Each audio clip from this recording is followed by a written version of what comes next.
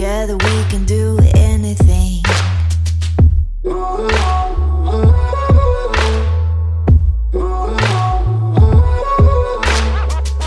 Falling hard like a tidal wave.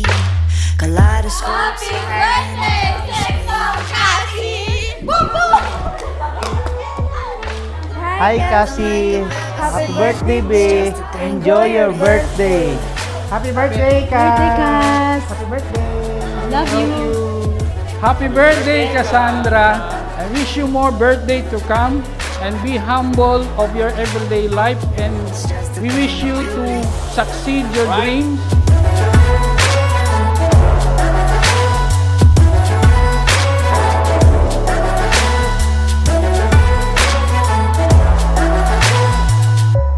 Okay, 5, 6, 7, 8. We wish you a happy birthday.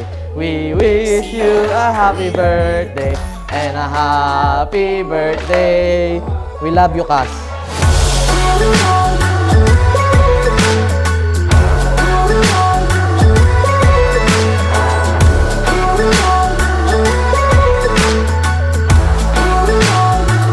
It's just a thing of beauty.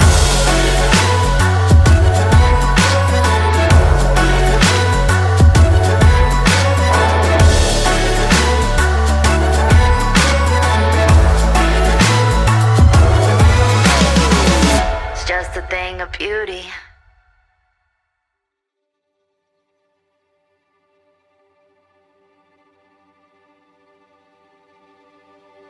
Si Cass, siya yung pangatlong anak namin.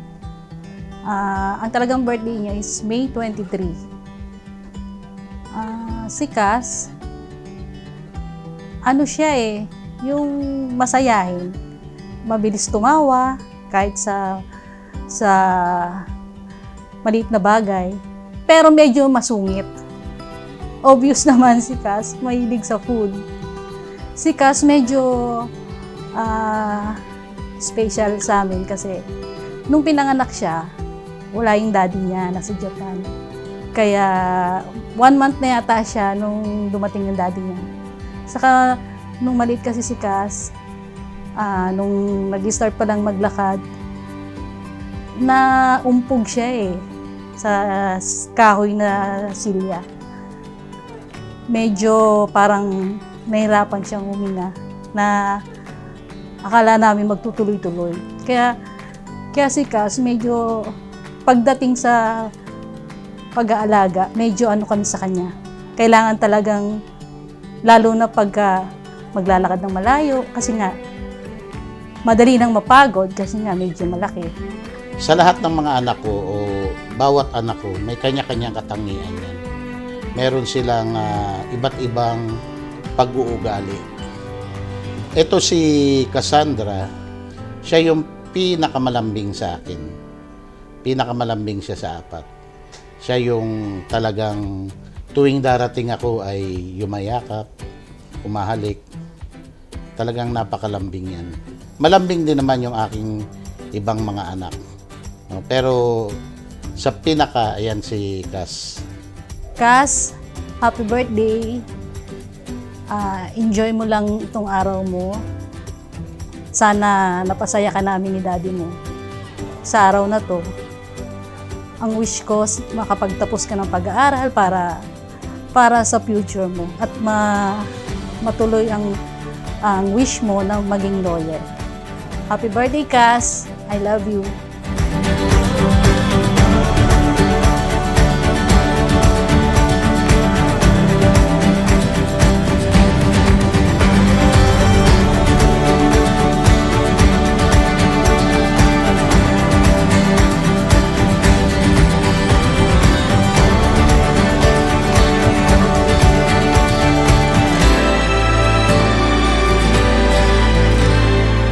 Ang wish ko naman kay Cassandra ay sana ay patuloy siyang maging malusog, no? At yung kanyang pangarap na maging abogada ay sana ay matupad niya at tuloy-tuloy niyang pinapangarap ito, at sana ito ay matupad. At alam naman namin na sa pagsisikap ni Cass, matutupad niya lahat ng kanyang pangarap.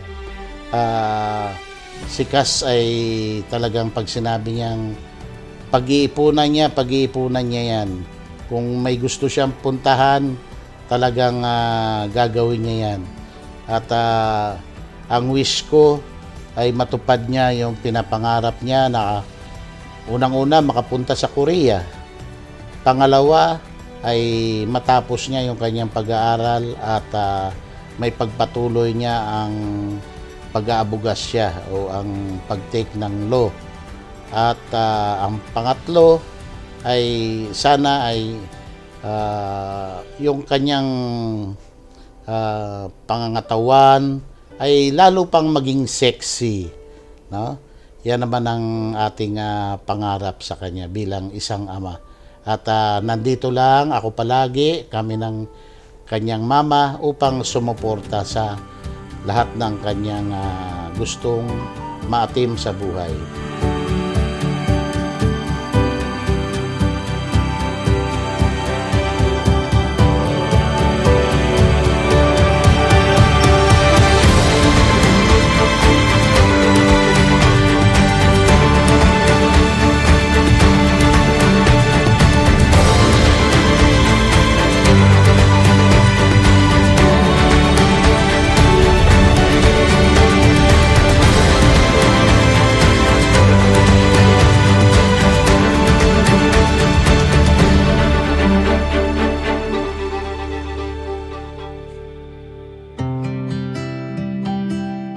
Thank you kay Mama tsaka kay Daddy for this kasi never ko pang na-experience to before. Like, kahit nung junior high ako, never ako naka-experience mag-prom due to pandemic. So, thank you for really pushing for this na magawa siya.